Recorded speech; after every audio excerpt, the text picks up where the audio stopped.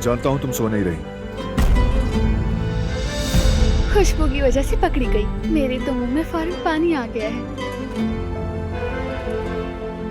मेरा दिल चाह रहा है मैं सारी प्लेट अकेले ही खाऊं। रात गए मुझे फलों के पीछे दौड़ाने के बाद ये मुमकिन नहीं है। अब ये तो तुम मेरे लिए लाए थे ना।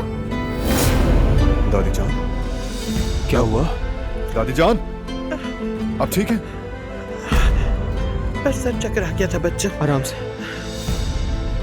ये देखो हमारे रेस्टोरेंट का रिव्यू आ गया है। इंटरनेट पर सर्च करो तो सबसे ऊपर आ रहा है। वाकई सच कह रहे हो। चलो देख लो। जल्दी से आगे बढ़ो। क्या लिखा है? रेस्टोरेंट के मालिक दो आशिकों की तरह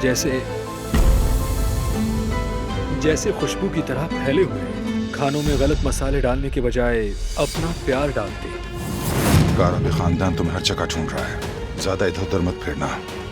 ठीक है। उस दिन जवाहिर का